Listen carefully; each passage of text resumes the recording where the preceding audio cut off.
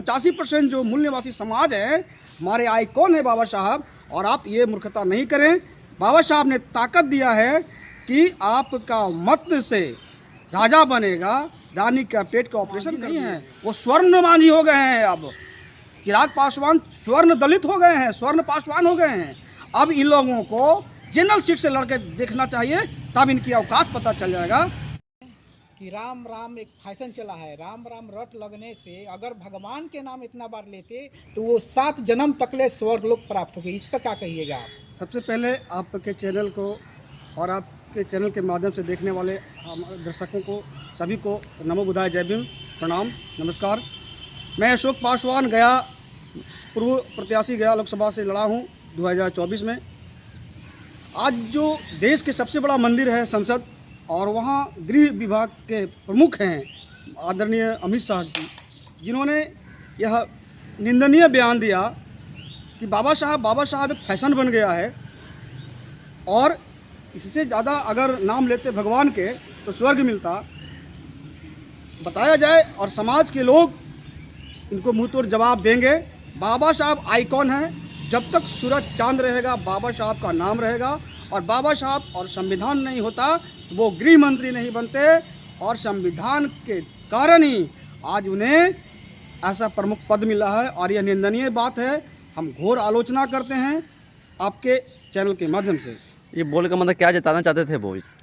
ये दिखाना चाहते हैं कि हम ब्राह्मणवादी व्यवस्था लाएंगे, और अपने समाज में एक संदेश देना चाहते हैं कि अम्बेडकर जूती है तो वो भरम तोड़ दें। बाबा साहब हमारे देश के आइकॉन हैं, और जब तक सूरज चांद रहेगा तब तक बाबा साहब का नाम रहेगा। हमारे भगवान बाबा साहब हैं। हम 75% 85% जो मूल निवासी समाज है, हमारे आइकॉन है बाबा साहब, और आप ये मूर्खता नहीं करें। बाबा साहब ने ताकत दिया है कि आपका मत से राजा बनेगा, रानी का पेट का ऑपरेशन कर दिए हैं। तो भूल रहे हैं कि वो चुनाव का ताकत आम पब्लिक में, भारत के नागरिकों में है, और वो उंगली में है। जिस दिन आम 85% हम एक हो गए, उस दिन वो झाड़ू लगाएंगे सड़कों पे, नहीं कि वो गृह मंत्री रहेंगे। जैसे कब एक होंगे? इतना होने के बाद भी तो भी एक नहीं ना हो रहे ना। हाँ, हमारे समाज के लिए एक आईना है जो अम्बेडकर कह करके और फैशन बना चुका है। हमारे समाज के लोगों को भी ये आईना दिखाए हैं गलत रास्ते पर चल करके, और भगवान करके जो लोग नाम ले रहे हैं। ऐसा स्थिति में हमारे समाज के लिए अमित शाह ने आईना दिया है। आईना, यह देखिए सच्चाई। और हम 85% को एक होना होगा, तभी हम संसद और विधानसभा पे कब्जा करेंगे। ना चिराग पासवान का बयान आया है, न जीतन मांझी का बयान आया है। इस पर क्या कहना चाहिए? ये निंदनीय है।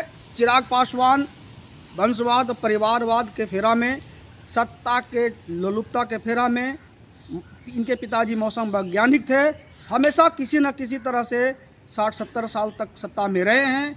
वही धरा पर इनके पुत्र भी चल रहे हैं, और ये मनुवादियों के गुलाम बन बैठे हैं। जूती के बराबर नहीं है मनुवादियों के, और केवल सत्ता के लिए आदरणीय माननीय चिराग पासवान समझौता कर लिए हैं। तो जीतन मांझी क्यों नहीं बोले? वो भी तो बोलते कि हम महाजन के नेता हैं। मैं बता दूं श्रीमान, बाबा साहब ने राजनीति में प्रतिनिधित्व दिया था, 10 साल पे उसको पुनर्विचार करने का मौका दिया था। लेकिन सत्ता के लोलुप तो ऐसे व्यक्तियों ने, जिसको आप मांझी जी कहते हैं, वो मांझी नहीं है, वो स्वर्ण मांझी हो गए हैं। अब चिराग पासवान स्वर्ण दलित हो गए हैं, स्वर्ण पासवान हो गए हैं। अब इन लोगों को जनरल सीट से लड़के देखना चाहिए, तब इनकी औकात पता चल जाएगा। क्लियर का जो बात आई थी, तो उसमें मांझी जी है ना सबसे ज़्यादा समर्थन कर रहे थे उनका, और चिराग पासवान विरोध कर रहे थे। मरी तो अब बाबा साहब बात है, तो इस पर क्या नहीं कोई बात समझ पा रहे हैं? हाँ, यही तो हम लोग को सोचना है। आज वंशवाद के फेरा में आज इमामगंज में भी उनका पुत्र जीत गई। पुत्र भी बिहार सरकार में मंत्री है, और अपने भी केंद्र में मंत्री हैं, लेकिन एक शब्द नहीं आ रहा है, उनके जुबान पे ताला लगा हुआ है। तो बिहार और भारत के बहुजन समाज के लोगों, आपसे प्रार्थना और निवेदन है कि इस बार अगले बार के चुनाव में मुंहतोड़ जवाब दीजिए, और ऐसे को समझा दीजिए कि बाबा साहब संविधान में क्या ताकत है। वोट के माध्यम से अपना परिचय दे दीजिए। अशोक कुमार पासवान, गया शहर से हूँ, और मैं 2024 में निर्दलीय चुनाव लड़ा था।